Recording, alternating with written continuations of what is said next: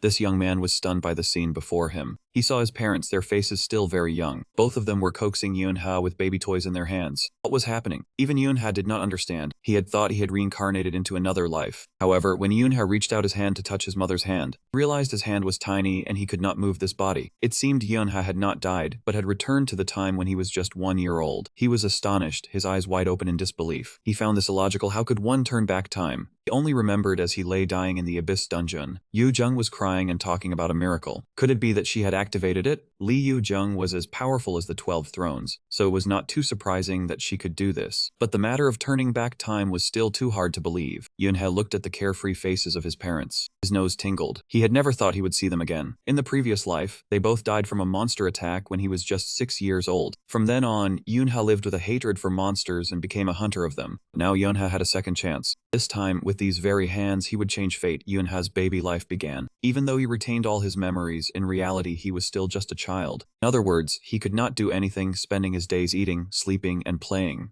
Still, no Yoon-ha had been given a new life. It was a chance for him to turn the tide, both literally and figuratively, to avoid the tragedy of the previous life. The literal meaning was that today he learned how to roll over, and his first ever roll was enthusiastically cheered on by a special fan. That was No Yoon-a, his cute older sister, just a few years his senior. Yoon-ha's memories of his sister were rather vague compared to those of his parents. There was only a single moment he remembered very clearly. On the day the family was attacked by monsters, his sister held him tight, shielding him with her body and crying that she would protect her little brother. In this life, No Yoon-a was still the sister who loved her brother. Seeing Yoon-ha successfully roll over, she hugged him tightly, rubbed her cheek against his, and praised him for being so good. Overall, she was good, just a bit too enthusiastic. Time passed. Yoon-ha was 9 months old, sitting steadily and beginning to gather mana. Mana was everywhere, even in tiny amounts in the air. In his previous life, he had little mana, so life was quite difficult. Therefore, if his body could handle it, he wanted to absorb mana from a young age. Only the process was not smooth, because No Yoon interrupted again when she saw her brother sitting cross-legged like a little old man. She could not resist teasing him. But thanks to that, Yoon had discovered something. That was that his sister had too much mana in her body, which was not necessarily good, because excess mana could cause condensation sickness, negatively affecting her health. Yoon-ha did not want that to happen, so he needed to help his sister control her mana. As for the knave Yoon-a, she just wanted to cling to her little brother and grow up together. Time passed quickly. Yoon had turned 4 and could do more things and go outside more often. The reason was that every time they went out to play, No Yoon-a would take him along.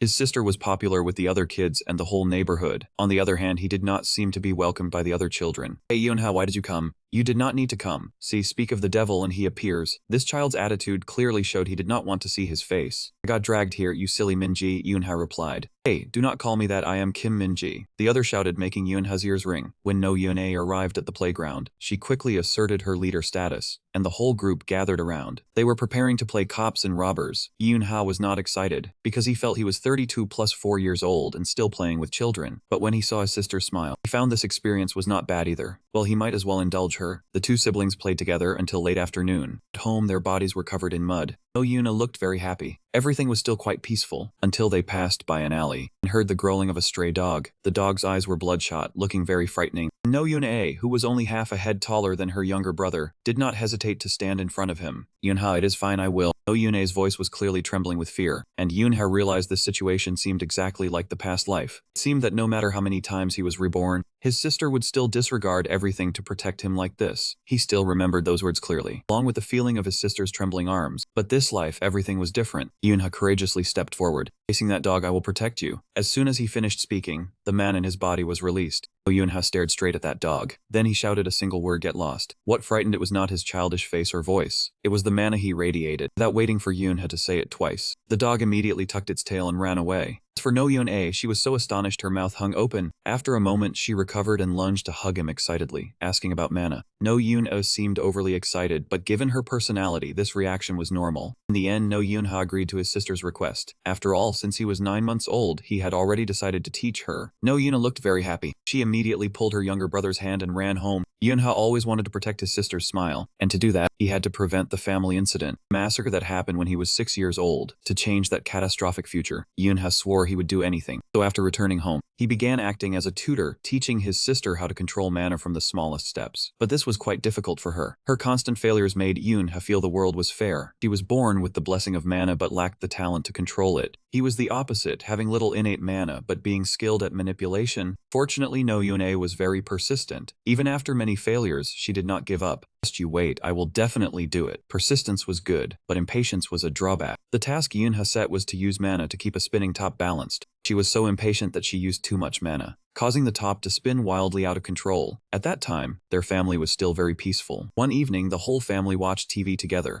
Yoon-ha's mother mentioned that next year he would be 6 years old, so it was time for him to go to kindergarten. I do not want to, Yoon-ha pouted in reply. No, you promised your mother. It was true that Yoon-ha had begged to be excused before, but he eventually had to promise to go to school when he turned 6. Yoon-ha could not believe he had lived for nearly 40 years over 2 lives, and was about to endure crying children. Just thinking about it was tiring. Coincidentally, today was the last day of the year. On TV, a New Year's Eve countdown show was broadcasting live. According to the MC, the moment the new year began was when Korea would create new history for humanity. The screen switched to a female reporter on an airplane, talking about the Jongmyo tomb. A new chapter was about to open. Yoon-ha felt a slight headache. A new chapter, it seemed they had too many expectations. After learning to use mana, humanity was always busy mastering it. He did not realize that mana concentrated in one place had caused monsters to begin multiplying. In 1999, before the 20th century began, a horrific event occurred, known as the end of a century. Monsters broke out, slaughtering everywhere, causing Korea to lose 30% of its population. Humanity then understood true fear, living in constant dread. Authority and laws lost their power, only strength could defeat monsters. Or, more accurately, only mana could establish a new order. Real power in Korea afterwards lay in the hands of the conglomerates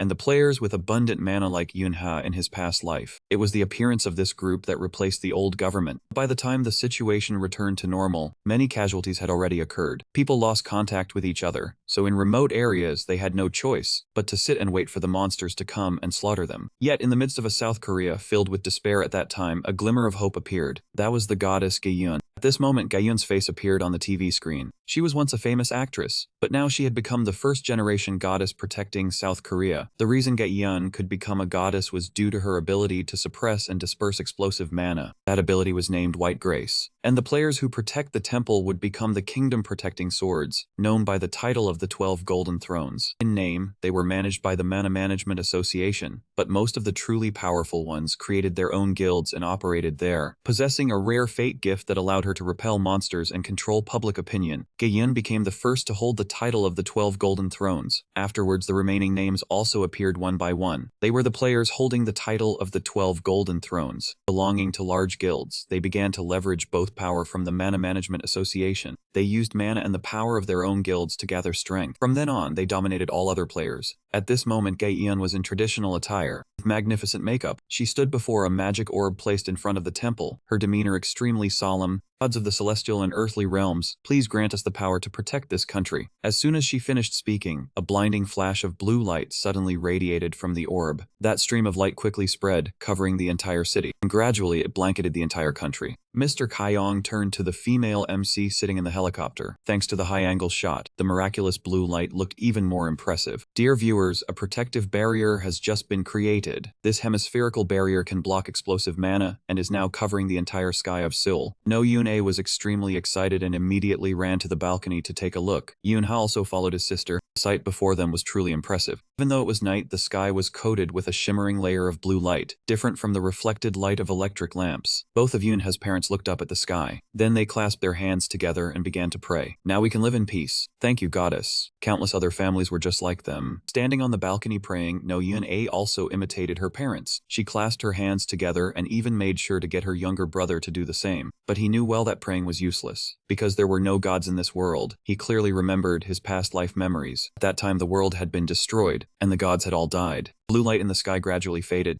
No Yoon-a beside him was still focused on praying. I beg the goddess to allow our family to live happily together. No Yoon-ha looked at his sister. Then he smiled, clasped his hands together as well, and sincerely begged the goddess for time so that he could live a truly happy life in this one. In a flash, another year passed. Yoon-ha was now 6 years old, and the event that would make him lose his family forever was drawing very close. In the end, Yoon-ha could not escape having to go to kindergarten. On the first day of school, he was warmly welcomed by the teacher Ta-o, and the first segment was always self-introduction. Yoon-ha stood on the podium looking at the kids below, feeling extremely averse in his heart. "Hello, my name is Yoon-ha, I am 6 years old. Let's play together later." Yoon-ha introduced himself as briefly as possible. Ta-o thought he hadn't finished but waited and waited without hearing Ha speak again. He then encouraged him, "It is a bit short. Is there anything else you want to say? I think your friends would really like to know about you." Yoon-ha did not want to be friends with these kids, so he refused. Then, something interesting happened. He ended up in the same class as Kim Min-ji, the kid he always called Min-ji the dummy. As soon as Min-ji saw him, she yelled, "Why are you in our class?" "Oh, is that you, Min-ji the dummy? Are you studying here too?" "No," Yoon-ha replied. Made the little girl furious. Min-ji was like a mini volcano, getting angry whenever she saw him. Teacher Ta-o saw the two children were so tense and had to step in to make peace. After that forced ice-breaking session, the children had free time to play before mealtime. Initially, Ta-o worried that Yoon-ha would have no friends, but the other kids seemed very interested in the new student, quickly gathering around him, each asking a question. They asked where he lived, how many people were in his family, his likes and dislikes, everything. Yoon-ha got a headache from the kids, and this was exactly the reason he hated children. Having barely escaped, Yoon-ha wandered around the kindergarten and discovered the children's reading area. At least this place was quiet. He randomly grabbed a few books to take with him, to read to pass the time. There, another beautiful little girl was also reading a book. At first, Yoon-ha did not pay any attention to the little girl. Not until a group of other children appeared. They were noisy, shattering the peaceful atmosphere. Noel had worked hard to find that peace. 3 children, led by Choi Yoon-hyuk and 2 underlings named Ma Bang-jin and Zeon Song-jin, loudly said, "Hey, you're reading again." Choi Hyuk said loudly, "What's fun about reading? Ha-jang, don't you have any friends? Why are you always alone?" Upon seeing the boy, the little girl named Ha-jang looked worried, as if she had been bullied many times. Choi Hyuk, used to being bossy, immediately snatched the bow from Ha-jang's head. "What is this ugly ribbon?" Ha-jang quickly stood up to reclaim her belonging. It was a bow her father bought her, but these kindergarten bullies would not let her off easily. In the end, Ha-jang was crying and apologizing. Choi Hyuk and his 2 underlings laughed gleefully. Suddenly, No Eun-ha, who had been silent until now, spoke up. So childish. With the sky-high pride of a 6-year-old, Choi Hyuk was provoked. The boy angrily said, "Hey, what'd you just say?" He glared at Yoon-ha, but he could not imagine he was provoking a fearsome man in a child's body. Yoon-ha stood up and walked over to Choi Hyuk. "I said you are so childish. Is doing that fun or what?" Choi Hyuk was furious. His small hand clenched into a fist and swung at his opponent. Yoon-ha did not rush to strike back, just tilted his head to dodge. Choi Hyuk delivered the blow skillfully. It seemed he was used to bullying classmates. That kind of brat needed to be taught a lesson. Yoon-ha kicked once, sending the boy flying backward, slamming hard onto the ground. He picked up the red ribbon and returned it to Ha-jang. "This is yours. Next time, don't let it be snatched." Choi Hyuk, helped up by his 2 underlings, angrily threatened, "My older brother will definitely not let this slide." Yoon-ha could not believe a 6-year-old would say such a thing. He turned his head, looking at him with bullet-like eyes. Choi Hyuk's legs turned weak from fear. He quickly ran away with his 2 underlings. After they left, Ha-jang timidly tugged on Ha's sleeve. When he turned around, he saw the girl crying and laughing at the same time. She said, "Thank you for getting my hair tie back for me." Though weak, both Ha-jang and Choi Hyuk had above-average mana levels. Most children here also possessed similar mana. Yoon-ha was curious about how much mana Ha-jang had, and reality proved he had guessed another secret correctly. After checking, he realized Ha-jang had even more abundant mana than his older sister. Ha-jang also controlled mana better than No Eun-a, her mana increasing over time. When she grew up, she would surely be among the 12 thrones or become a seed for one of them. But in his past life, No Yoon-ha had never heard the name Ha-jang, so he was very curious. Even if she did not become a player with that amount of mana, she should have been famous. To clarify, No Yoon-ha took the initiative to befriend Ha-jang. He lived in a world that regarded mana as the ultimate power. Being close to this girl would be very beneficial. Ha-jang had no reason to refuse someone who had just helped her, and so he had his first friend in kindergarten class. Seeing her son being well-behaved at school, Yoon-ha's mother seemed very happy. At home, she checked her son's bag and found a paper carnation bouquet he had cut at school. Yoon-ha's mother pinned her son's folded bouquet on her chest, along with a carnation folded by her daughter, but his older sister was not very crafty. She asked, "Yoon-ha, you cut 3 flowers, right? One for father, one for mother, and one for your sister, right?" No Yoon-a's eyes lit in anticipation. After a moment, Yoon-ha reluctantly replied that the 3rd one was for their grandmother. In his past life, the elementary school had forced them to fold carnations for Parents' Day, but by then he had already lost both parents.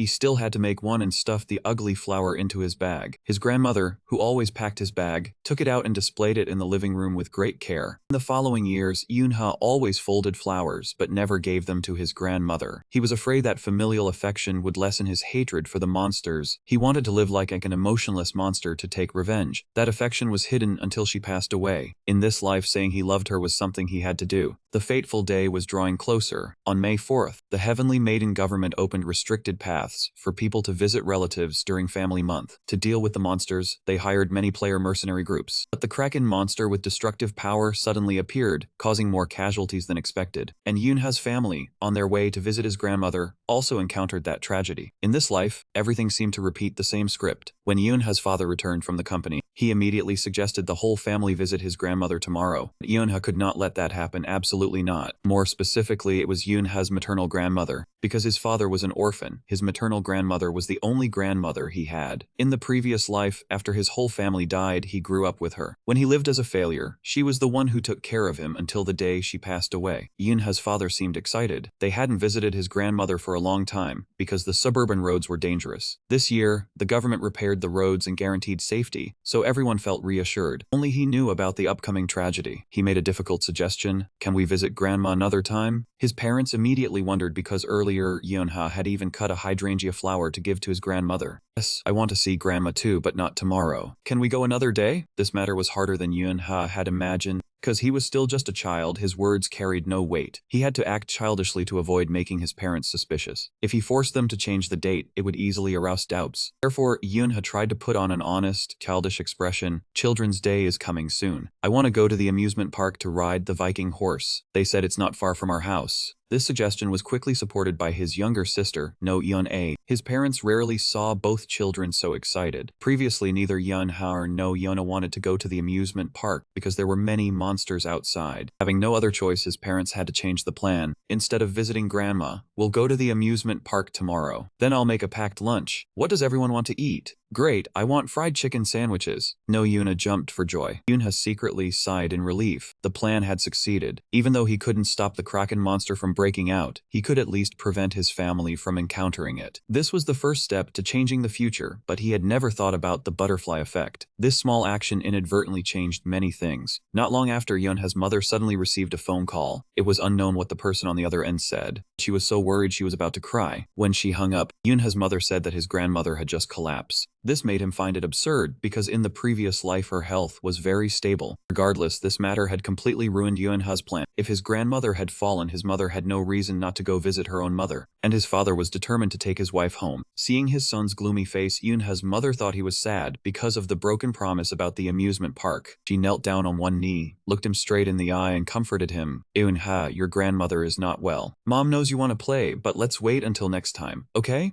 Yoonha was extremely confused. He had tried to change the future, but his grandmother got hurt instead. If he interfered further, something bad would definitely happen. Was there really no way to prevent his family from encountering that Kraken? So was the meaning of him being reincarnated. Yoonha was so tense he could barely breathe. After a while of thinking, he finally realized the only difference in this life was himself. He was different from the previous life. He had liked mana ever since he was 9 months old. At the same time, he also had combat experience from his previous life. So if he could not prevent the encounter between his family and the Kraken, there was only one way left. That was to fight that monster himself. Mana Management Association classified monsters based on danger level. Rank 9 was the type of monster that polluted the environment or spread diseases. Rank 8 was a monster that posed physical danger to daily life. Rank 7 was a monster that committed medium-level crimes like robbery or murder. Rank 6 was a monster that paralyzed administrative work in a city, whether they operated in groups or independently. Monsters that infiltrated human territory or had forces with a comparable threat level were classified as Rank 5. Rank 4 was a monster that could control a swarm, harming humans or threatening the human economy. Rank 3 was a monster that could paralyze the activities of government-level administration, identified as an entity causing damage comparable to a disaster. Higher, Rank 2 was a monster that could paralyze the activities of government-level administration, causing damage equivalent to a calamity. And the highest, Rank 1, a monster that threatened human existence, considered an entity. The Kraken was a Rank 4 monster. In the previous life, when Yoonha graduated from the academy, it was downgraded to Rank 4 because player strength increased. Currently, players in the Kraken's area were only from Rank E to C, therefore they certainly could not defeat that monster. Of course, with his current strength, he could not do anything to it either. There was only one path for him to survive. It was to stall for time until the 12 appeared. The throne would come and destroy this monster. What was even more pathetic was the only weapon a 6-year-old could obtain were merely scissors and a utility knife. Yunha wanted to bring a kitchen knife but feared his parents would notice. With flimsy craft scissors, if he coated them with mana, they could still deal damage to the monster. Yunha, are you ready? Which day will we leave? His mother suddenly poked her head into the room and asked. Yes, I'm coming out now, I'm ready. The readiness he mentioned was to face the Kraken. Today was the day the roads had just finished maintenance. It also happened to be a time when the whole family was going out, so traffic was clogged solid. His parents, sitting in the front seats, were getting anxious. Yet the youngest child was not tired at all, in contrast to No Yun-A, who had already fallen asleep drooling. Actually, Yunha was not relaxed either. The further they moved away from the center, the more tense he became. Past life's memories showed that the Kraken would appear when the family crossed the middle of the bridge. But now they had passed more than halfway across the bridge and the monster was still silent. Could the future have changed again? God, please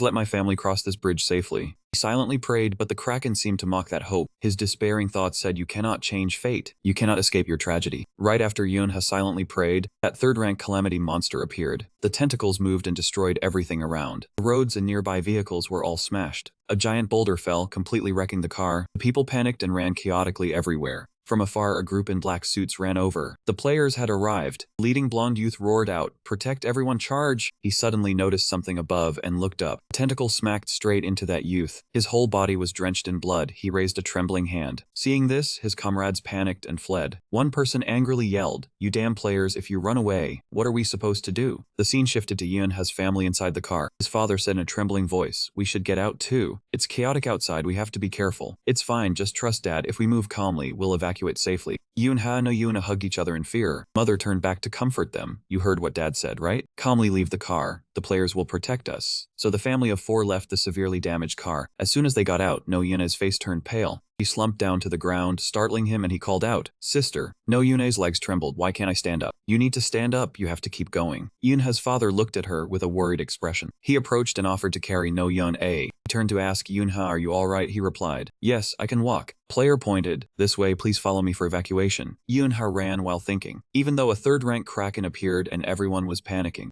The veteran players quickly focused on evacuating the civilians. However, the Kraken was not the only problem. They needed to get off the bridge before those guys arrived. Suddenly, a spear pierced through the leader. He did not have time to react and was stabbed down on the spot. Yunha's entire family was startled and panicked. A hand with sharp claws grabbed onto the bridge railing and climbed up. He thought to himself, "They're here." 7th-rank monsters, the Seekers. One of them pulled the spear out of the body. Its eyes were bloodshot, and its sharp teeth stared intently at the humans. One lunged forward and savagely bit the shoulder of a nearby woman. The players fell into difficulty the moment those monsters appeared. A person supporting an injured girl called out, asking if anyone knew healing magic. A woman who heard this immediately ran over to help, but she had only taken a few steps when a spear pierced through her body. Waves of Kraken hatchlings charged at the two of them without stopping. Yunha's family was terrified by the scene around them. Yunha's father shouted loudly, telling his children to trust their father, that no matter what, he would protect them. He told them not to look back, just keep running straight. The whole family ran with all their might. A giant tentacle swept up many cars into one place. Then it lifted them all high into the air. The tentacle hurled the cars forcefully toward the fleeing crowd. Yunha was astonished, looking at the objects flying overhead. He quickly shouted to warn his father of the danger. The cars crashed down, crushing many people nearby. One car hit an oil tanker. The impact caused a violent explosion. A massive fire erupted, blocking the escape route ahead. Yunha's father's face was filled with despair. Someone loudly asked when reinforcements would arrive, and the other person answered only a few minutes. He thought to himself, they needed to hold out until the 12 thrones arrived as reinforcements. For his regression, the 12 thrones had arrived 30 minutes after the Kraken appeared. Would everyone be protected now that the escape route was blocked?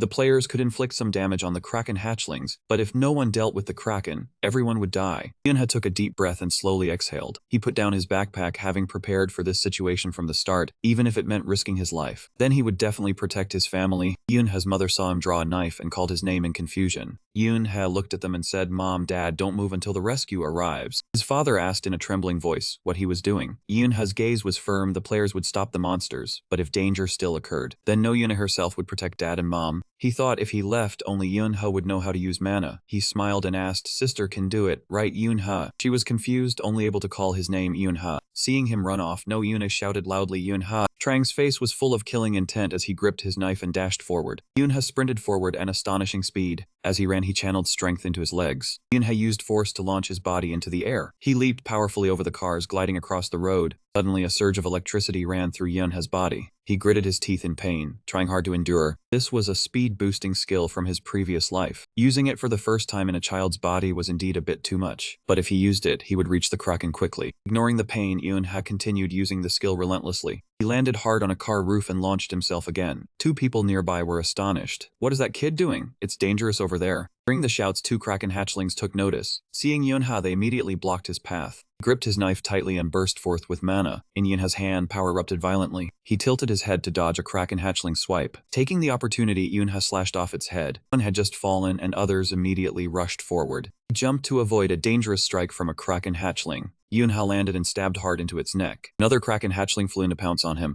Yunha moved like lightning, darting past and slicing off its head. He gritted his teeth, startled to realize there was still another one. A Kraken hatchling struck him, sending him flying. Yunha slammed hard into a nearby car but quickly got back up. He was tired, holding his knife up in front of him. This time, the four lurking monsters charged in to attack at once. Yunha reached behind him for momentum, gathering all his strength. He swung his knife horizontally, severing one of the enemy's arms. Yunha quickly dashed forward toward the lurking monster. His eyes flashed, and he turned his head to look behind him. He stabbed his knife backward, slashing at its arm. The lurking monster's arm was immediately severed from its body. He thought to himself that he was now clear-headed, feeling as if he had killed monsters with his own hands before the regression. Yunha gritted his teeth, murderous aura surging forth. Now he would return to being the invincible one. He let out an excited loud roar. A series of slashes flew out, and all the lurking monsters were instantly taken down. As he landed, another lurking monster under the car opened its mouth wide. Yunha agilely jumped up to dodge its bite. He quickly dove down and stabbed hard into its head, while an enemy was approaching from behind. It launched a spear, but Yunha spotted it and rushed forward.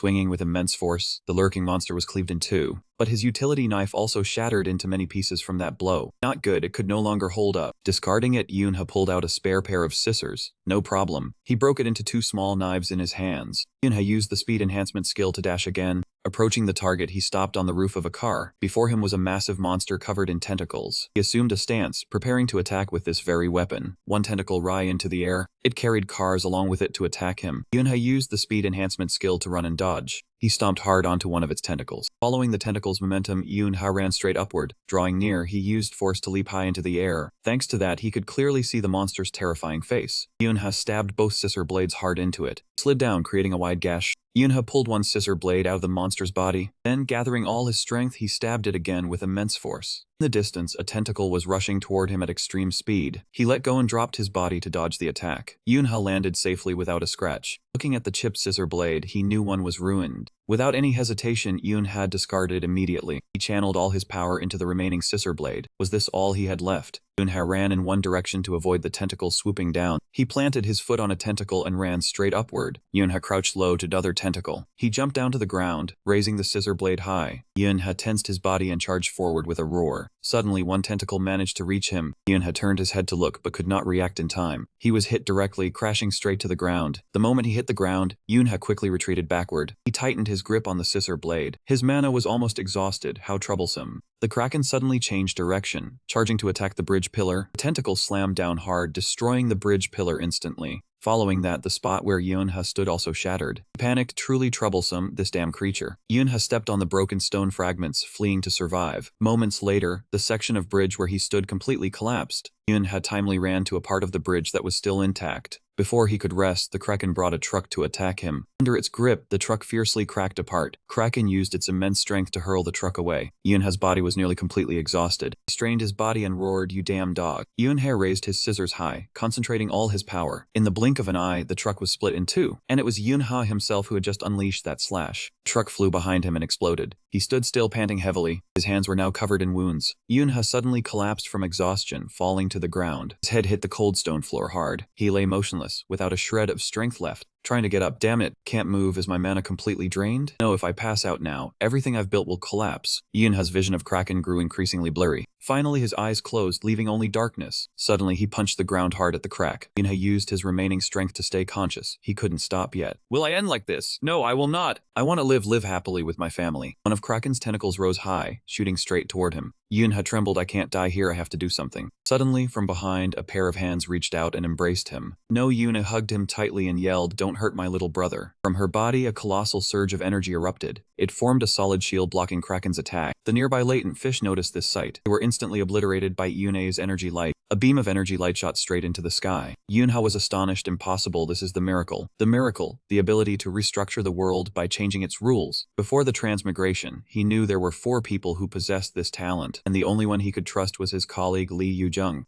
Seeing known Ia's immense mana, he suddenly wondered if she possessed that ability. No, Yunha held him in her arms, reassuring him that he was safe now. Yunha, astonished, Yunha realized his wounds had healed. Not only that, this light was also protecting them from the Kraken. Using the miracle came at a great cost. He worriedly asked if Yunha was okay, if she felt any pain anywhere. She smiled and replied that she was fine, but no, Yunha suddenly collapsed, saying she was too sleepy. After saying that, she fainted in Yunha's arms. A light flashed in the middle of No Yune's chest. He looked at her and smiled. Her mana was now just enough to keep her alive. That was the price to pay. Yunha gently laid No Yuna down. He whispered for her to sleep well, and to leave the rest to him. Yunha's gaze suddenly turned cold and murderous. He erupted with all his mana. The tentacles lunged to attack him again. Kraken's eyes turned a blazing red. He sneered, finally opening your eyes. Do you see her as an enemy? It swung its tentacle fiercely, but a powerful slash liquid splattered everywhere. Tentacle is wounded, you have no chance of touching. This time, Yunha no longer held the disadvantage and faced it head-on. He slashed horizontally, cutting off 2 tentacles, causing blood to flow. Even though his mana had partially recovered, he knew he couldn't destroy the Kraken yet. But the future had changed, his family was still alive. There was nothing to fear anymore, he just needed to hold out until the 12 arrived. When the Kraken appeared, he was standing on the nearby One Hill Bridge. An irritated person spoke up, saying that the whole thing was a nuisance. That was Hun Qian, his body unable to move. He was sure he was driving, not dozing off. He stammered that the road was completely jammed. It was like that everywhere in Seoul at this hour. He was annoyed. Was he really going to have to request leave from the 12 Supremes? Why did the precious vacation have to involve work? He joined only to fight the strong, not to rescue civilians. Suddenly, they both felt it at the same time. The driver spoke up, saying there was an enormous mana flow. Hun Qian raised his hand in a gesture. I know. At that moment, the phone in his pocket rang. Hun Qian answered, you felt it too, right? The person on the other end did not deny it. Yeah. He asked, what is its name? The other replied that according to the information, it was a Kraken of the 3rd rank. Hun Qian frowned and repeated, 3rd rank, huh? He smiled with interest. Where is it? The driver was scared. How could he be happy about a monster? Anyone seeing that expression would think he was crazy. The person on the phone said, of course it is at Old Man Sands Bridge. Come handle it together. There are already some players there. I don't know the damage yet, but the situation there is very chaotic, he said indifferently. Is that so? I will come meet you later. After saying that, the person on the other end hung up. Hun Qian opened the car door and stepped outside. Driver was startled. Captain, what are you going to do? He stretched and warmed up, sneered, what else, just run there. With this traffic, how long would we wait? He unlocked the tightly sealed suitcase. Hun Qian then pulled out a sword from inside. The driver was astonished. Run there? Even driving there takes 2 hours. He smiled confidently. 30 minutes is enough. Hun Qian channeled mana, enhancing his physical strength. His entire body erupted with a colossal surge of energy. Hun Qian lowered his center of gravity, concentrating all his power into his legs. He roared, causing the road surface to crack apart. Then he shot forward at a horrifying speed. The driver stood watching Qian's figure disappear into the distance. He exclaimed, that is the captain for you. He fights like a madman, only wanting to face the strong like Choi Hyuk. Sword Society captain, the fire demon Kang Hun Qian. 30 minutes later, a terrifying submarine creature charged forward, but it was immediately met by Hun Qian swinging his sword and slashing straight through it. The cut erupted with flame, burning its entire body. He suddenly noticed something ahead. It was No Yune's colossal pillar of light. Was that magic? It was clearly empty here. Who could cast a spell of that scale? That meant Hun Qian's lips involuntarily curled into a smile full of intrigue. A young man was constantly protecting Yunha in front. He used both hands to slash heavily at the monster's tentacles. Yunha gritted her teeth, pouring all her mana into her palms. From afar, Hun Qian charged forward with his flame sword. He swung hard, severing the tentacle attacking Yunha. Seeing that, he let out a sigh of relief. They have arrived. After the attack, Hun Qian landed softly. 12 Supremes, the fire demon Hun Qian. The severed tentacle continued to burn fiercely. The Kraken thrashed violently in pain. It slowly sank into the deep sea to escape. The colossal Kraken suddenly vanished without a trace. The ability to project fire, which allowed him to control flames, was the reason he was known as the fire demon. Hun Qian turned his head to look back. He was extremely surprised to see Yunha. Only 2 children can see the mana flow around the little girl. Did they cast that magic just now? She must be exhausted, and the boy protected her from the Kraken. These 2 kids are strong. When they grow up to become players, it will surely be interesting. Hun Qian spoke. No need to worry, I am not planning to fight you kids. At least not for now. Yunha looked at him with wary eyes. Hun Qian raised his sword high, loudly stating that the only reason he was here was to cut down this Kraken. Step back, kid, it is about to surface. Hun Qian said. The monster was slowly rising. Before the regression, Hunchian had smirked and asked him if he was immortal. Yunha looked at him with cold eyes. After a moment he finally spoke, asking him what he wanted. That man smirked, said nothing much, just wanted to see if he was as strong as the rumors said. Yunha coldly replied that he did not like it, telling him to back off. Hunchian blocked his way, saying if he did not want to fight, then he could not pass without facing him first. Yunha let out a long tired sigh. He drew his sword and warned him not to regret it. Hunchian also drew his flame sword. Both charged at each other, and now Yunha watched his back. Flame demon Hunchian before the regression would always attack him on sight. He had never defeated him. The more he fought him, the stronger that man became. He was truly a monster born to fight. Hunchian yelled, asking why that wretched thing refused to show its head. As soon as he finished speaking, a tentacle smashed the bridge pillar. The ground where the three stood shook violently, on the verge of collapse. He gritted his teeth and cursed the bastard for destroying the bridge pillars. Hunchian thought to himself that he could not fight and protect the kids at the same time. Suddenly, at that moment, a staff slammed hard into the ground. Two bridge pillars were created using magic. Hunchian took his place, laughing coldly and saying it was perfect timing. Mother Goddess, a helicopter is flying in from above. Throne of 12, Mother Goddess Heirin. Do not call me that, I am not that old. You are really something. You could have just come by helicopter. Why run all the way to the bridge across the river? Hunchian pointed and laughed, saying he just needed to get to Seoul. Heirin sighed in exasperation. Reinforcements are almost here, everyone focus on taking down the Kraken. With her power, Hunchian was instantly empowered. He grumbled that he did not need any spells. Heirin snapped at him to shut up, asking why he was complaining after getting a buff. Hunchian shouted, "Fine, the kids are your responsibility." She then turned her attention to Yunha and no Yune on the side. Heirin grimaced and replied, "I know." The calm water surface began to be violently disturbed. The Kraken once again rose to the surface. It swung its terrifying tentacles. Hunchian laughed loudly, finally daring to show its head. He ran quickly to the edge of the bridge and launched himself high into the air. Hunchian fell into the sea, creating a massive explosion. Below, a small light gradually appeared. It was Hunchian's flame, still burning even underwater. His face slowly emerged from the water. Hunchian, his entire body wreathed in flames, slowly walked on the water. Each step he took left behind a small flame. The Kraken immediately struck with its tentacles. Hunchian looked up at the two tentacles above him. The tentacles coiled in from multiple directions. They attacked him all at once from all four sides. Hunchian smirked in contempt, saying how pathetically weak. He raised his sword high and yelled, "Get lost." Hunchian slashed down hard with his flame sword. The flame radiated an extremely high temperature. It incinerated the entire body of the Kraken. The monster in agony let out a miserable, endless scream. Hunchian looked at the Kraken with a cold expression. The flames surrounding his body also gradually extinguished. Yunha was delighted finally the Kraken had been put to sleep. The helicopter landed, and Heirin quickly ran over to ask if the kids were okay. "Don't worry, I will use healing magic on you right away."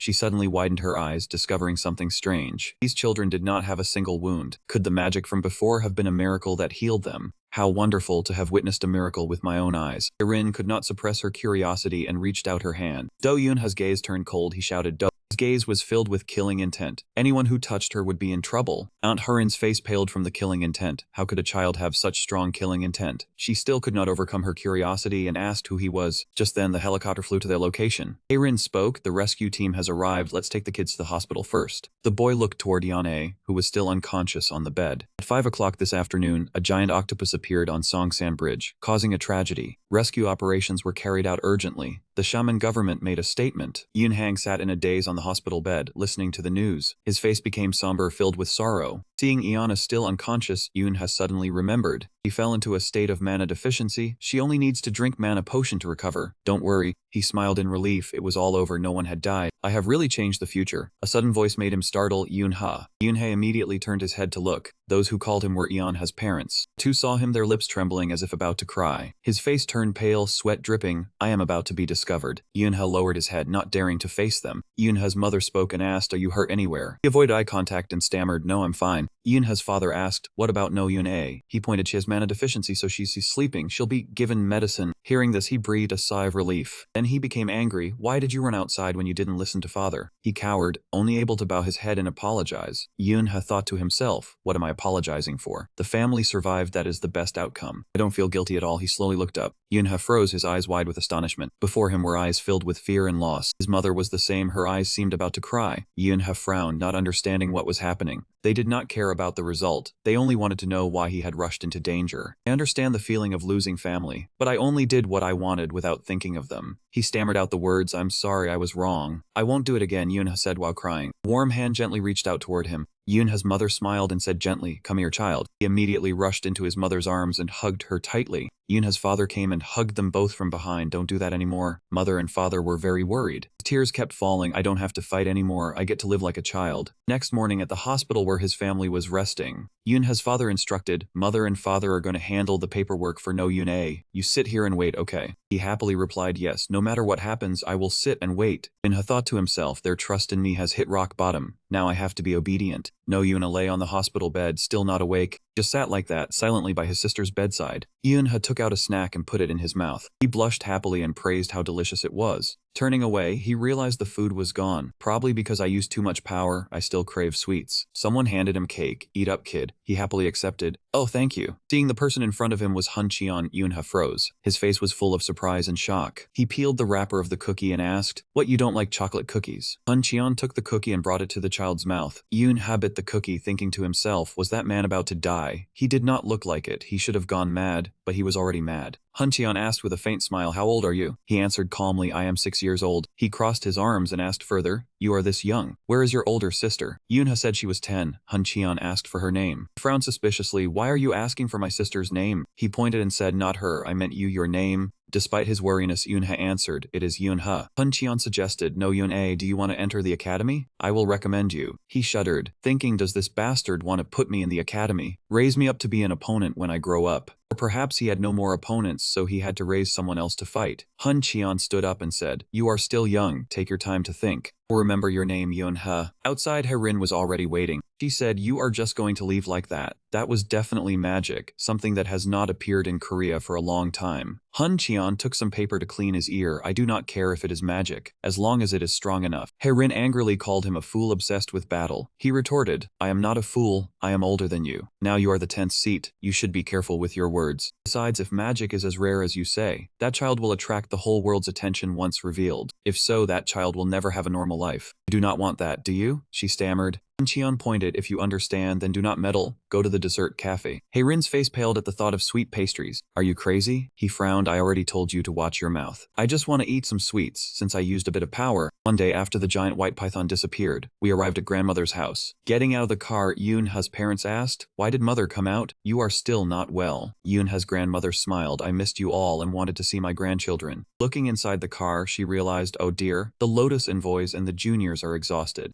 "Very good, sleep well, my grandchild." I woke up in a daze, still looking tired. It turned out no Yoon-a, Yoonha's older sister, was sleeping on top of him. Yoonha sat up and sighed. "My sister's sleeping habits are terrible." Suddenly he looked across and saw his mother sleeping in the same way. Yoonha's mouth twitched. "Does my sister have the same sleeping habits as mother?" He gently covered no Yoon-a with a blanket. Yoonha slowly stepped outside, not waking anyone. In the yard, he sat alone at a large table. Yoonha looked at his hands. His mana had already increased. His eyes darkened. Was it because of the ability? My ability before reincarnation was frenzy. With that ability, the more he used it, the more mana he had, the stronger his physique and magic power became. But as the name suggested, the more he used it, the easier it was to lose reason and fall into madness. Yoonha pondered deeply, but at that time I did not lose my awareness. It would be a supreme ability if there was no penalty, or if it did not drive me insane. Or perhaps I have not understood the true nature of frenzy. Suddenly Yoonha's grandmother appeared. "Why are you still awake?" He flinched. "When did she get here? I did not notice at all." Yoonha scratched his head and answered, "I slept too much in the car." She smiled gently. "Is that so?" She draped a warm scarf over him and said that to grow up, he needed to sleep a lot. Yoonha thought, that was grandmother. When his mind was lost, she was always there. He waited for him to speak, whether it was a big problem, an emotion, or just a small story. Thinking that, he asked, "Why are you not sleeping, grandmother?" She smiled. "Because you are not asleep either, Yoonha."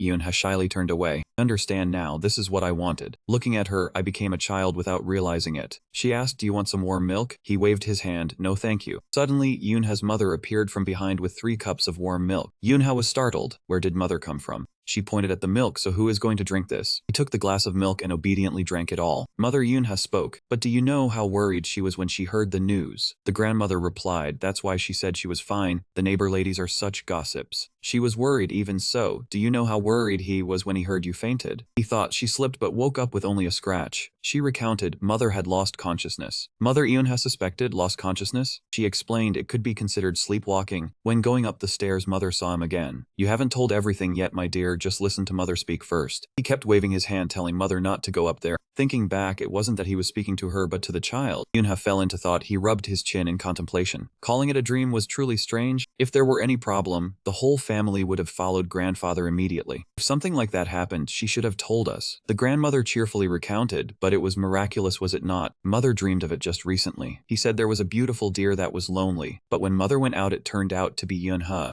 Mother Yunha was surprised. Huh, dear? The grandmother was puzzled. Why so? She recalled, before this she dreamed of it and father being left behind after a deer. The grandmother was astonished. Oh my god. The father blushed and waved his hand. No. Mother Yunha quickly turned to ask him, Yunha, what do you want to do when you grow up? Yunha stopped drinking milk, stammered. Behind him, something dark seemed to be following. They were demons constantly wailing, save me, help me. They brought Yunha a feeling of extreme fear. Seeing his expression, she worried, what is it, child? Yunha instinctively looked back behind him. He forced a smile and replied, it's nothing, I don't know either. The grandmother's voice rang out, not knowing is fine too. Yunha turned in surprise. You are still young, so take it slow. Experience joy and hardship, make many friends and fight with them. Study and play. One day you will know what you want. If you still don't know, just like you do. He broke into a cold sweat. Parang told him to live life to the fullest. Mother and grandmother Yunha hugged him together. Grandmother was right. Time belongs to Yunha. You can do whatever you want. Yunha in Korean means from the universe, containing infinite potential. He blushed. That is the meaning of my name? She looked at him with affectionate eyes. Mother will support you no matter what you do. Grandmother Yunha also said, I will also support you, grandmother. Suddenly, No Yuna called out from inside the house, I want milk too. The whole family laughed happily. No Yuna, are you awake? Come here, do you want the milk grandmother had? Aunt No responded, yes. The two looked at them with happy smiles. While talking, he suddenly remembered something. Yunha handed over a few flowers. Grandmother, what about these? The grandmother was surprised. Oh my god, thank you, child. I will put them on the shoe cabinet to show the neighbors. He thought Parang wanted to show off to the neighbors. She did not know about that matter, right? He did not care whether she knew or not. Let us just create beautiful memories with grandmother in this world. Grandmother, thank you for raising me to grow up. The gentle image of grandmother Yunha appeared in his mind. One afternoon at the house, Yunha's father's voice rang out, Yunha, you children are going to have another sibling. The two were surprised upon hearing this. Really? No, Yun-A was happy. Am I going to have a sibling? The parents replied, that is right, you are going to have another sibling. Suddenly, Mother Yunha looked over and saw him trembling. She worriedly placed a hand on his shoulder. Yunha. He tilted his face up and cried loudly, thank you, mother so much. This is the best thing since I was born. Yunha's father was embarrassed. You act that way and people will think you are the father. The whole family laughed loudly in happiness. Scene changed to Do and preschool. From afar, three little girls ran in. Poki is here. Do you miss mommy? Yunha warily took off the dog costume. He was a true goddess, 2 years old but already 7. The little kids ran over to pat his head and comfort him. Puchi, why are you crying? Don't cry anymore. Yunha blushed, embarrassed, and thought to himself, I am not crying, damn it. Minji, standing nearby, said coldly, I don't find Puchi cute at all. Choihak added, throw it away, it is just bait for likes. Yunha gritted his teeth in anger. The girl remained cold. Do you want a scolding? Or do you want me to tell the teacher? Yunha suddenly remembered the scene of him sleeping and getting caught by the teacher. That drove him crazy. He was sleeping soundly, then got thrown into a monster pen. Another little girl walked in and said, my love, daddy is home. Taking advantage of the children's distraction, Yunha quickly sneaked away. Once outside, he took off the costume and sighed in exhaustion. Suddenly, his eyes noticed someone beside him. It was Hajang, the girl sitting alone reading a book. Yunha hid his ears and asked, what are you reading? The girl smiled and replied, Sherlock Holmes, I am addicted to it. Yunha rubbed his chin and talked about Sherlock Holmes and Professor Moriarty falling over the waterfall. Hajang suddenly turned pale and asked back, what? Yunha was startled knowing he had slipped up. The girl lowered her head, almost crying. You are so mean. I have not finished reading it yet. He forced a smile and apologized, then talked about the book, The Return of Sherlock. As soon as he finished speaking, Hajang's tears fell. Yunha panicked. You are so mean. He hurried away, muttering apologies.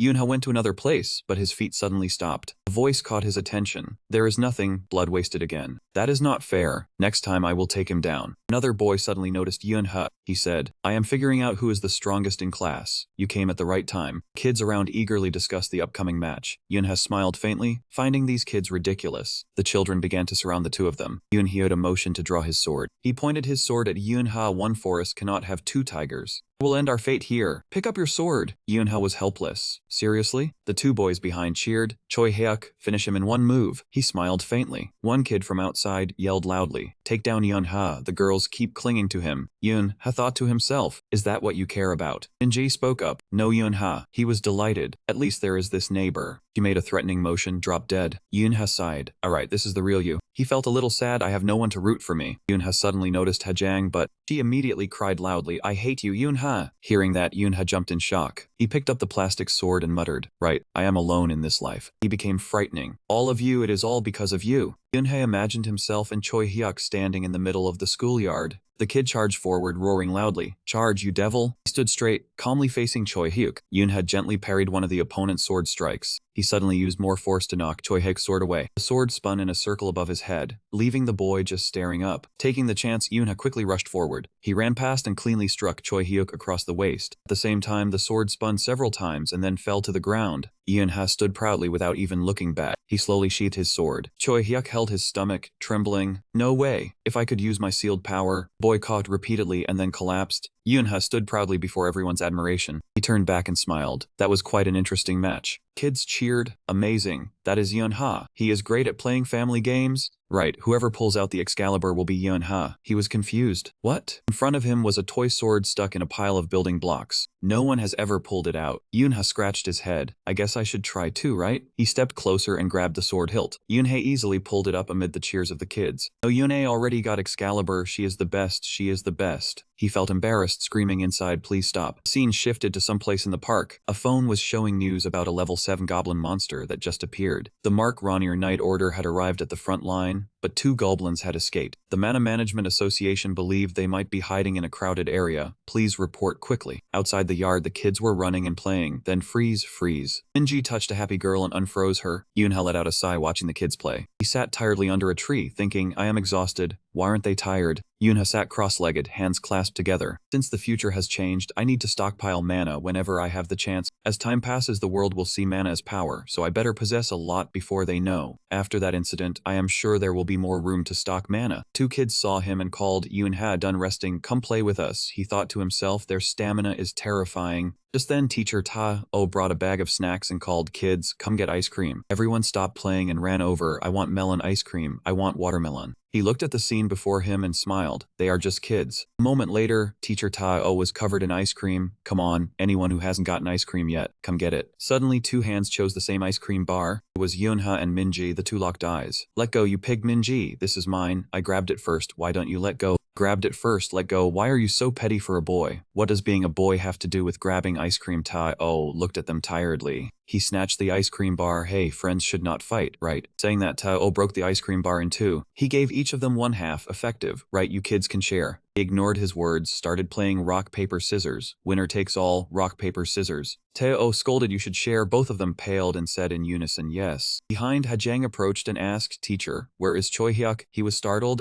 maybe he is in the moon garden. Minji calmly spoke up, I bet he's swinging his sword there. So boring, why does he always play alone, huh? Yun-ha thought, special training should be kept secret. Minji looked confused. Why do you want to bring him ice cream? If you want to, go get it yourself. The girl felt shy, but I would feel really sad if he was left out while we eat together like this. Minji shook his head. Hajang, your only mistake is being too nice. Ta-o suggested, do you want to bring ice cream to Choi Hyuk? Hajang, the girl nodded, yes. Minji spoke up, want me to go with you? Hajang shook his head, no need. Ta-o loudly instructed, kids, throw the trash here when you are done eating. Yun-ha watched the girl leave, slightly frowning. Wants to play tag again, come here. Minji came close to him, you go out and play too. Yun-ha refused without hesitation. No, I have played enough today. The girl reminded him with a sharp tone, then no one will play with you. He did not care, you go play over there, don't worry about me. Minji snorted coldly. No sister, no, Iana told me to play with you. Yun-ha scratched his face thinking, she is something else. The girl pulled his shirt to drag him away. Stand up quick. Kids gathered to play rock, paper, scissors. Yun-ha lost, standing dazed. Yun-ha lost. He gritted his teeth in anger and turned back toward Minji. He did not hesitate to chase after her. Yun-ha accelerated to full speed, almost touching Minji. Then she suddenly stopped, crossed her arms and shouted, freeze. Minji stuck out her tongue to tease him. He did not pay attention and changed direction toward another friend. Suddenly, Yun-ha ran past that friend without noticing. That friend was surprised to see him running running toward Min-ji. The girl was distracted, then suddenly Choi Hyuk appeared. Yoonha ran past her like lightning. He turned his head back, grinning widely. Yoonha touched her shoulder, unfreeze. Min-ji finally reacted, exclaiming, "You bastard." The curly-haired boy ran over, patted the little girl on the shoulder, then ran off, signaling the start of a game of tag. "Min-ji, now it is your turn to chase," the boy said while laughing loudly. Min-ji's eyes blazed with anger and she shouted Yoonha's name. He looked at him with a murderous glare. "You are dead, Yoonha." Yoonha tilted his head slightly and sneered, "Do you think you can catch me?" Suddenly, his gaze turned sharp and froze. He halted, stunned beyond measure. Min-ji ran over and touched his shoulder. "Got you, Yoonha." Seeing him silent, she was puzzled. "What is it? Why are you standing still?" Yoonha erupted with a cold, murderous intent. "A kindergarten? Really?" Unexpectedly, a green handful of thorny spikes appeared and latched on. He gritted his teeth and turned his head to look. The nearby children stood frozen, their faces filled with nightmare. "What is that?" A monster holding a weapon appeared on the fence, a rank 7 goblin. It jumped down and charged inside the kindergarten. Little girl with pigtails was terrified and stammered for her mother. The goblin opened its vicious mouth and raised its weapon high, preparing to attack. It swung the huge weapon down with force. The little girl's face showed despair as she watched the weapon raised high. At that moment, it slashed horizontally towards the girl. Suddenly, a hand reached out in time, shooting an object forward. The object struck the goblin's arm hard, causing its weapon to drop. The vicious goblin gritted its teeth and looked toward the attacker. That person was none other than Yoonha. Behind him, another goblin was silently approaching. Yoonha agilely stepped to dodge. He frowned and exclaimed, "These guys are really troublesome." Yoonha gripped the popsicle stick tightly. "I have to eliminate them, and then go call for reinforcements." He channeled strength into his body and lunged to attack the goblin.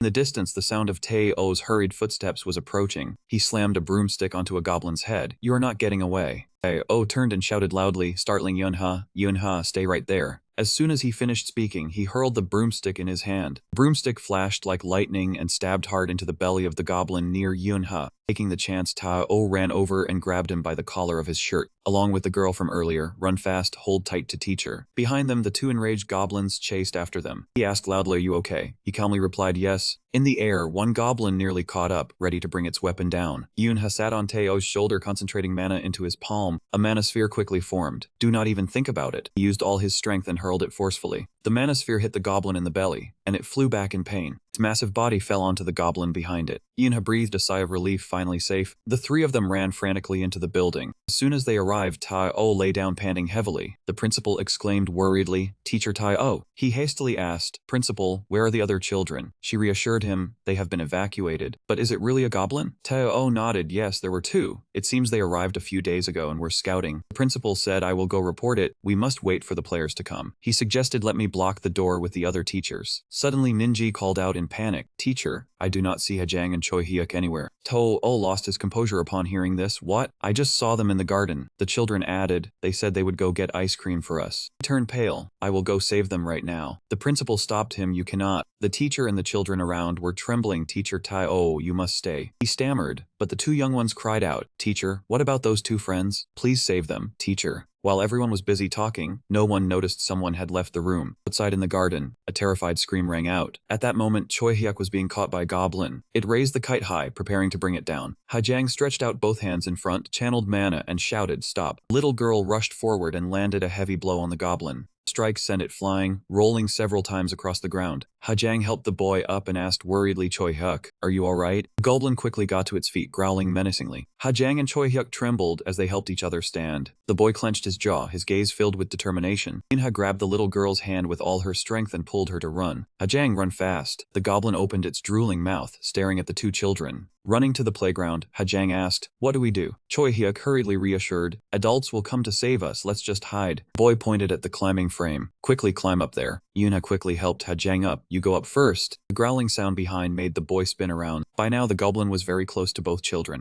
Choi Hyuk urged, "Go up first, Hajang." The little girl asked in panic, "What about you? You have to climb too." The boy turned around, "I will block it until the adults come." From above, Hajang shouted, "Don't do that, hurry up and climb." Seeing Choi Hyuk tremble with fear, the goblin looked puzzled. The boy tightened his grip on the sword, his eyes full of resolve. Choi Hyuk remembered the scene of Hun cheering on TV. The boy shouted excitedly, "He took it down. He is so cool, I want to become a hero like him too." Choi Hyuk's hand tightened on the sword, no longer shaking. "I will be strong too." Boy, his face pale, charged in. "You weakling." The goblin's foul-smelling mouth chewed noisily. It opened its mouth wide and roared, looking truly terrifying. The goblin charged to attack. "It's okay, just do it like we practiced." Choi Hyuk closed his eyes and swung the sword with all his strength. Touching it, the boy's sword was knocked away. Choi Hyuk sat down on the ground in fear. Seizing the opportunity, the goblin raised its axe high. From behind, Yoonha stepped forward and picked up the sword. The goblin brought the axe down hard on the boy's head. Choi Hyuk cried and raised both hands to block. Suddenly, some time passed, but nothing happened. The boy slowly opened his eyes to see. Hajang was curled up on the frame, looking down below. Yoonha had arrived in time and saved Choi Hyuk. No, Yoonha spoke in praise. You did well. He turned back and smiled. A real man. Choi Hyuk sat stunned on the ground. What? Suddenly, the goblin charged to attack Yoonha. The boy shouted in panic. Watch out. A beautiful sword stroke was swung out. Sharp blade cleanly sliced through its arm. The goblin's arm was severed and flew into the air. It stared in shock at its bleeding arm. Yoonha's eyes turned cold and he raised his sword high. He used immense force to cleave the goblin in two. Its body vanished, leaving behind a magic stone. A diamond-shaped magic stone fell to the ground. Yoonha swung his sword lightly, flicking the blood off the blade. He tilted his head to reassure them. You can rest easy now. Choi Hyuk sobbed and ran to hug Yoonha. You are a hero? He tried to pry the boy off. What is wrong with you? Get off. Suddenly, Hajang also ran over and hugged Yoonha tightly. The two kids hugged him and cried. We were so scared. His face turned green as he tried to push them away. Cut it out! A moment earlier. Miss, what about the other two friends? Taking advantage of everyone's distraction, Yoonha sneaked out. He took a deep breath to focus his spirit. Yoonha's eyes widened and sparkled brightly. He spread his mana around to sense everything. Hajang had a lot of mana. Choi Hyuk was also fine and they were running away. Suddenly, Yoonha noticed a goblin and stopped. He needed to deal with the goblin approaching the gymnasium. The goblin was wandering around while growling. His voice caught its attention. Hey, what are you looking for? Yoonha held a paper knife and blocked its path. He coated the blade with sharp mana. The goblin roared and then charged. Swung horizontally, Yoonha ducked to dodge. He stomped hard on the ground and launched himself high. With lightning speed, he had already circled behind it. Yoonha swung the knife and slashed down fiercely. The thrust pierced straight through the goblin's chest. It angrily turned around, about to swing its axe. He agilely leaped up high to evade. Yoonha kicked off the wall for momentum and dove down. He slashed a line from its head to its feet. The goblin's body instantly dissolved into dust. Magic stone fell in front of him. Yoonha put away the knife and muttered, this thing is no longer usable. He threw it away, vowing to deal with anyone who dared enter the kindergarten.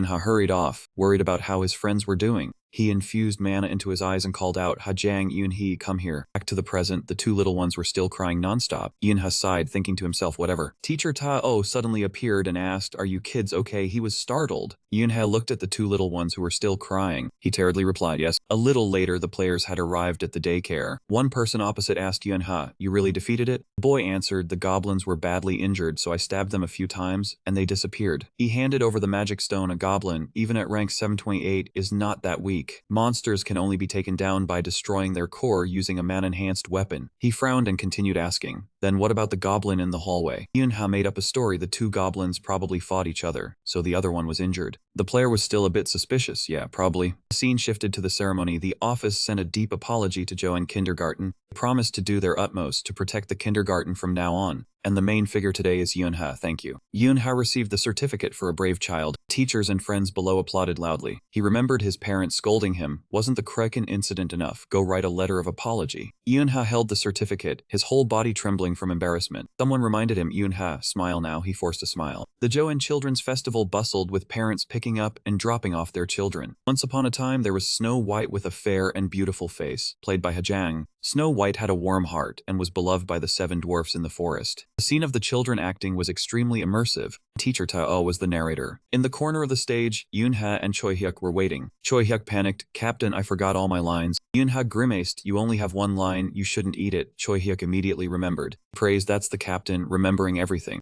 Yoonha sighed, seeing that he had changed a lot after the monster incident. Remembering when Choi Hyuk called him a warrior, he told him to call him captain. Choi Hyuk pointed at himself confidently. I'll show the captain how great my acting is. Yoonha felt embarrassed. On stage, the witch played by Min Jae stepped forward and called for the princess. Look at this red apple, doesn't look delicious? Jang, playing the princess, was excited because the apple was both beautiful and delicious. Dwarves hurriedly stopped her, saying the princess should not eat food from strangers, because that apple was poisoned. Choi Hyuk trembled as he told the princess not to eat it. The little boy panicked and shouted in agreement with the warning. Yoon Hyuk pointed his finger, startling everyone around. Tae-oh, who was narrating, also froze at the sight before him. The surrounding scene was silent for a long while. Suddenly, all the audience members below burst into loud laughter. Yoonha stood in the wings, sighing because he acted like a robot. Minji angrily threw the apple hard and told him to eat it, and then get lost. The apple flew straight into Choi Hyuk's mouth, and the girl screamed, "Not you." A nearby boy cried out, saying Choi Hyuk was done for. Tae-oh suddenly spoke up, commenting that the dwarf had eaten the poisoned apple instead of the princess. He gave a signal, but the queen still refused to give up. The queen forced the princess to eat the rest of the apple.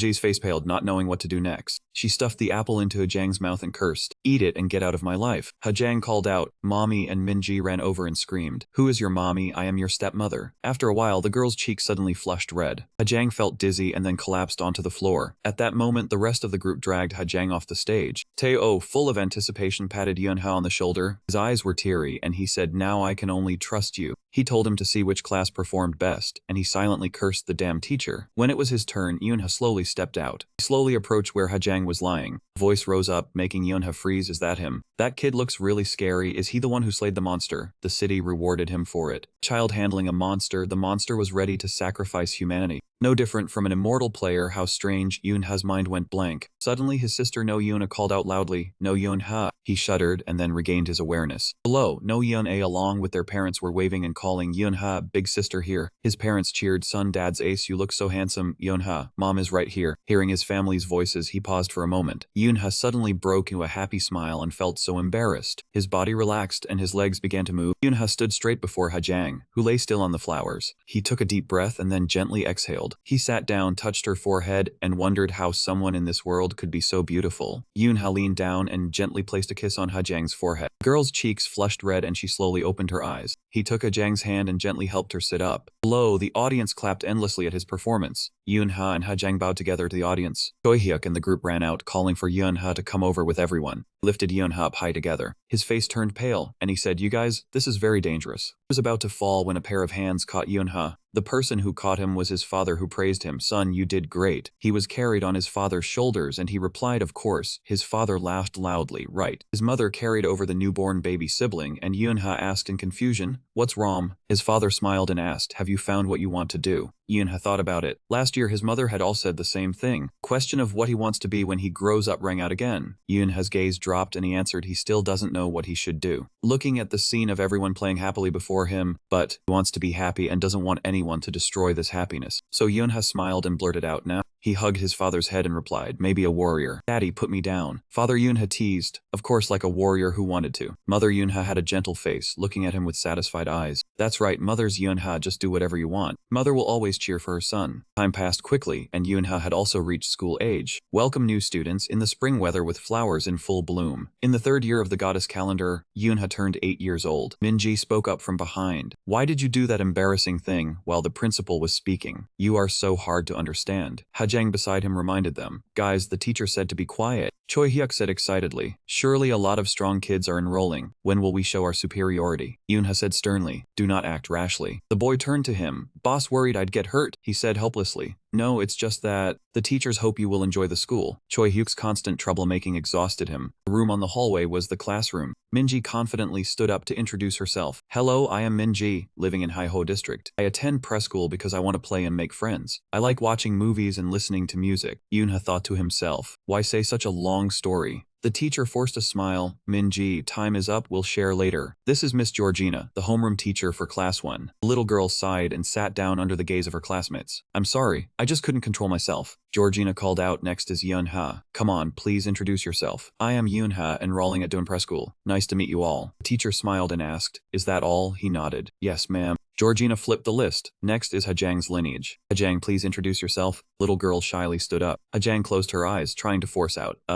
Her mind spinning, she could only blurt out her name. Yunha sat nearby, observing her closely. He recalled the previous time at Hajang's house. Seo-kun spoke up. "I am Hajang's father. Very pleased to meet you kids." The whole group of children said in unison, "Hello, uncle." He smiled. "Was the trip here tiring? I will cook a really tasty lunch. What would you kids like to drink?" He looked at Seo-kun with a bit of suspicion. Is this Hajang's father? It seemed he had met that man somewhere before. The children happily surrounded him. "I want mango juice. I want mango juice too." "I like yogurt. I want yogurt too." That man turned and asked, "My friend's child, Yunha, what would you like?" He pointed to himself. "Me, sir. I would like an espresso." "Ah, no, banana juice, please." A table of food and drinks was set up beautifully. One of the boys couldn't control himself, quickly shoving food into his mouth. "So good. Is this bacon? This is delicious too." Minji said proudly. "See, Hajang's father is an amazing cook." Choi-hyuk asked, confused. "Why are you proud of that?" She snorted. "Hajang is my friend, you know." The two argued with each other. "Got it, you idiot. I told you not to call me that." "Fine, you pig." Yunha glanced over at the two who were constantly arguing. He took a sip and thought, what's so good that they're so happy about? Just after finishing a sip, his eyes widened in shock. What is this? What did I just drink? The mana in his body was surging. Unbelievable, this is a mana potion. Vials of mana potions and energy drinks could restore mana. Players hunting monsters always carried them, because mana was closely tied to life. Seeing his strange expression, Hajang asked worriedly, what's wrong? Is it that bad? Yunha smiled. No, it's really good. Hajang, what is your father's name? The little girl was surprised. My dad? He is in the kitchen mixing drinks. My dad's name is Seo-kun. Hearing that name, Yunha was startled with realization. His eyes lit up. Hajang, let's be best friends. He chuckled to himself. Seo-kun was the revolutionary of the mana potion market. With his refining skill, he could select the best ingredients to extract mana. In the future, he would be the tycoon of the Alice conglomerate, one of Korea's top 3 companies. But I remember that man didn't have a daughter? He suddenly remembered. His daughter was still alive because he saved her. Yunha placed his hand on the little girl's shoulder. Hajang, if anyone bullies you at school, just tell me, I will protect you. Hajang blushed shyly upon hearing that. Then, thank you. Turning to the present, Hajang was nervously introducing herself. The girl calmed down and spoke up. I like Yunha and Minji. I also attended Encam kindergarten. I like reading books and drinking tea. Even though I am very shy talking to people for the first time, I hope we can get to know each other. Yunha gave a thumbs up. Good job, very good. That is my friend. Georgina smiled brightly, praising Hajang. Next will be Jin Seona then. Everyone's eyes turned to her. Even Yunha was surprised. Jin Seona's head was a pair of cat-like ears. Behind her was a tail that kept swaying back and forth. Is it real? Is she a monster? A half-human? Half-human is a term for mutated children due to uneven mana distribution in the body. Those who lost loved ones to monsters. They hate half-humans because their appearance resembles monsters. The girl timidly spoke up. I am Jin Seona. I have never been to kindergarten. I hope everyone will get along with me. People around began to whisper. My mother told me not to go near her. Why? I do not know. Just told not to play with her. He thought to himself. It seemed the prejudice against half-humans was very strong. Georgina was about to call the next name when Choi Hyuk stood up abruptly. Hello, I am Choi Hyuk. I like swinging a sword, and am learning mana control from the boss. The boy asked curiously, who is the boss? The boy acted mysterious. You don't know the boss? Choi Hyuk pointed at Yunha. Yunha sitting over there is my boss. The strongest person in our class is the boss. Do not even think about fighting the boss. The boss is extremely strong. He shouted boss is number 1, making the girl quickly stop him. Choi Hyuk, can you please sit down? Georgina's expression suddenly turned angry. I am not done yet. Yunha, stay after school. Also invite your parents to meet me. She sat crying. I didn't do anything, jeez. Yunha sat in a corner and sighed. This is really something. Choi Hyuk's voice kept ringing out. Boss is number 1, boss is number 1. Georgina shouted angrily, that is enough. Go to the teacher's office immediately. He gritted his teeth. Choi Hyuk, from now on you will undergo hellish training. In the cafeteria, Yunha spoke up. That is already the 3rd portion. The lunch lady will remember your face. Choi Hyuk was startled. How do you know that? She already remembered my name. Minji stood up and asked loudly, Yunha, do you want anything else? I am also planning to ask for a little more. Yunha immediately flashed a wicked smile. I go get more rice, you gluttonous pig. The girl got angry upon hearing that. I am not a gluttonous pig, cause I took less than usual earlier. Hajang spoke up to mediate. That is right, Yunha, you are wrong this time. She smirked. So what? The two were bickering when they suddenly stopped. Look, it is her, right? Amazing, she really has a tail. How can a person like that be in our school? Hey, be careful not to eye contact. Jin Seona carried her food tray, looking for a seat. She suddenly noticed an empty table. At that table sat 3 rather arrogant girls. Jin Seona stammered, can I sit here?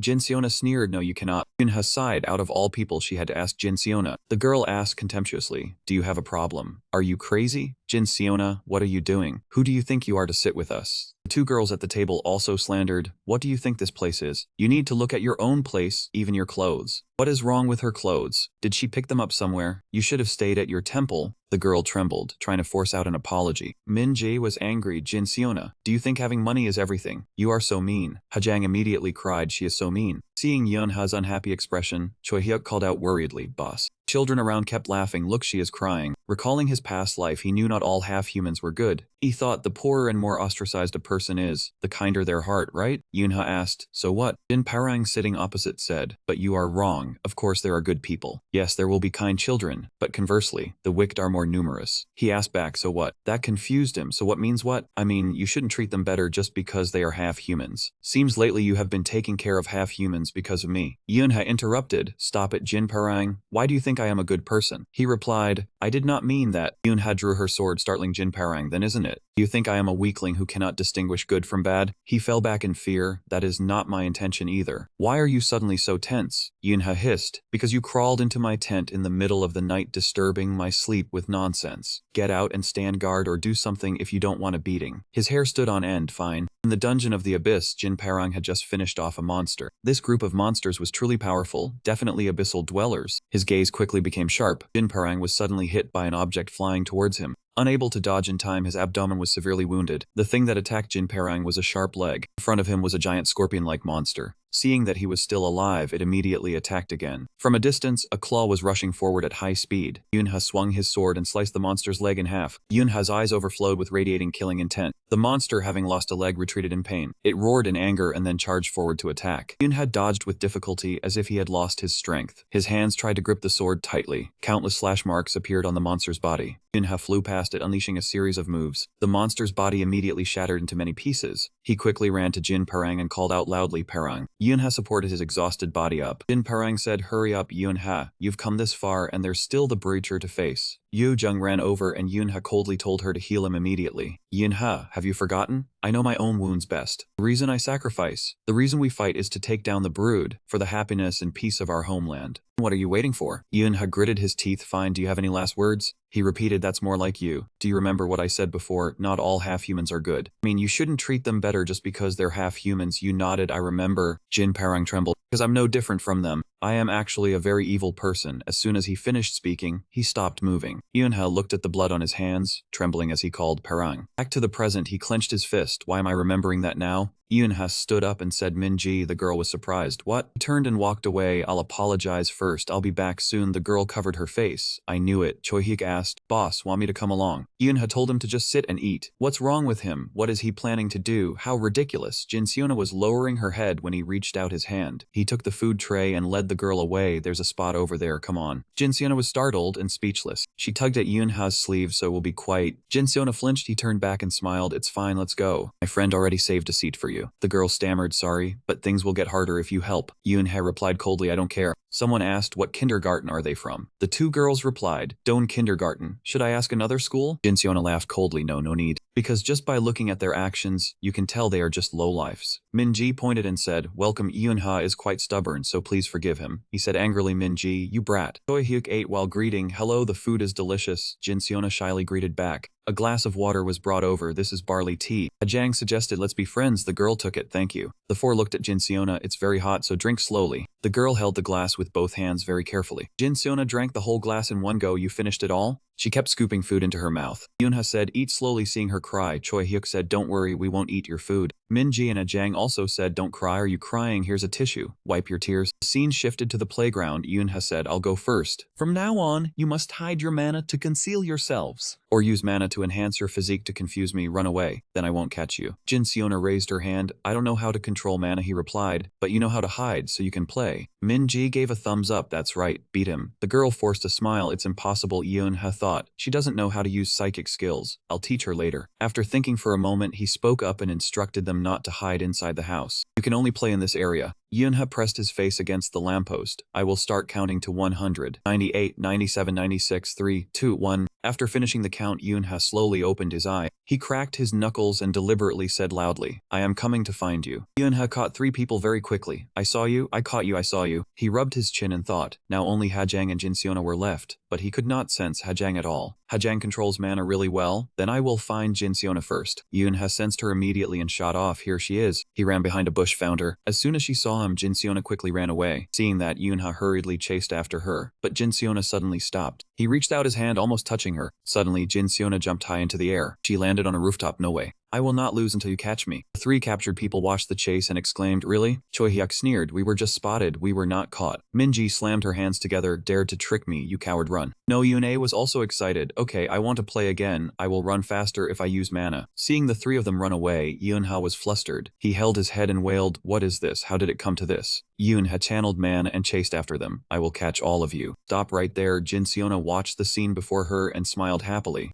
Earlier, a pair of small feet had just stepped into a house. It was none other than Hajang. "Where should I hide?" Yunha's voice rang out. "I am coming to find you." The little girl immediately gathered her power. I must suppress my mana first. All the mana around her body was compressed by Hajang into the palm of her hand. Not allowed to hide in the house, I have to go outside. Suddenly, a cabinet on the stairs caught the little girl's attention. Seeing it, Hajang was fascinated and walked up. Before her eyes was a room full of books. Hajang went deeper inside, constantly looking around. She picked up a book, delighted. This is a paradise, so many books. Hajang suddenly realized, wait, where is this? I should go outside. A red book caught the little girl's attention. It was so pretty. How do you read this? Suddenly a voice rang out in reply, Alice in Wonderland. At some point, an old man was standing behind Hajang. His gaze was cold as he looked at the little girl. Hajang looked up, frightened. While later, Yunha's group found them, sir. Look, Alice has turned back to chase the rabbit. He was angry, almost shouting, Hajang. The little girl, who was sitting on the old man's lap reading, was startled. Yunha stepped forward to greet him. Hello, I came to pick up the little girl who disappeared while playing. Hajang jumped down and said, you have to say where you are going first. I forgot. The remaining four whispered, my younger brother is so cool. Is he angry, leader? Do not be mad. Yunha was furious. You forgot? Little girl trembled. I am sorry. He gave Hajang a firm flick on the forehead. Hajang, next time you go somewhere, you have to tell me first. Okay, the little girl's eyes welled up. Yes, sorry. Yunha thought to himself. She would cry if I scold her anymore. He turned to Junsik. Sorry for the trouble. The old man smiled. It is fine. The little girl helped ease my boredom. Come play next time. I really like young people who love reading. Hajang was delighted. Really? The old man tousled her hair. Really? Hajang said excitedly, I will come back tomorrow. Grandpa, let us finish this book tomorrow. Yunha pulled the little girl's hand. Let us go home. It is late. Junsik spoke up to stop them, causing Yunha to be suspicious. Wait. The old man raised his phone and suggested I should give the children a ride home. Outside, a luxurious car slowly drove up. A black-clad bodyguard got out and opened the door for the children to get in. Here. Anyone who wants to go home, get in. He was astonished. Who is this old man? Choi Hyuk exclaimed, such a nice car, so smooth. Yunha was startled. Hey, this is an expensive car. Once they were in the car, Junsik immediately ordered, let us go. Yunha, Yune, and Minji stood watching them leave. He exclaimed that he had never ridden that car before either. Yunha silently cried in his heart out of pure jealousy. The rain outside the school still fell without ceasing. Hang sat dazedly looking out the window frame. The teacher's voice suddenly rang out, startling him. She would put Yunha's name on the nomination list. On the board appeared the words for the class president election of class 4 after the flag ceremony. Seeing the name Yunha, he jolted in shock. Yunha raised his hand to ask the teacher why she had put his name down. Minji beside him scolded him, saying someone said he wanted to be class president. He looked confused, pointing at himself and asking back. The girl pointed toward Choi Hyuk, saying who else could it be? Seeing the delighted face of that brat, his expression immediately darkened. Choi Hyuk waved and laughed loudly, calling him boss. Yunha gritted his teeth and yelled, Choi Hyuk, you will pay for this. The brat replied, the boss is the one worthy of being class president. Before that, Yunha raised his hand and told the teacher he did not want to run. Georgina persuaded him that Choi Hyuk had nominated him. He should not let his friend down. He replied, teacher, I am not capable of being class president. Teacher frowned and asked why, dear, you have the ability to do it. Yunha turned and shouted at Minji, you idiot, why did not you say so sooner? The girl smiled, turned away and replied, I did say it. Who told you to keep messing around? Georgina quickly calmed things down, saying currently Yunha was the only candidate. Were there any other students who wanted to participate? Suddenly Jin Siona raised her hand to speak. Teacher. Yunha involuntarily paid attention to the girl as well. Jin Siona turned her head back and smirked. I want to nominate myself. Heng saw that attitude of the girl and frowned. Next day, large boxes of pastries were brought up to the classroom. Jin Siona spoke up, saying her father had bought them, inviting everyone to eat. The children cheered and rushed over, praising Jin Siona as the best. It turned out lunch was hamburgers. The girl's two friends handed them out with a promise that if Jin Siona became class president, she would treat them once a month. Yunha's group stood to one side quietly observing them. A hamburger was brought before him. Yunha put his hands in his pockets, looking at Jin Siona without saying a word. Girl curled her lips, saying thanks for his vote. He snorted in annoyance, I'm not eating. After saying that, Yunha turned his back and walked away without any hesitation. Jin Siona spoke to everyone, saying if I become class president then. He sighed, seeing that the girl had stooped to this level. Suddenly a familiar voice rang out, catching Yunha's attention. Hyuk held a hamburger, his eyes shining with excitement. The boy tried to refuse, telling he to eat it. Minji and Hajang also declined, saying they were not beggars. He stood beside them watching, then blurted out, you guys? Yunha frowned and thought to himself, fine, let us see.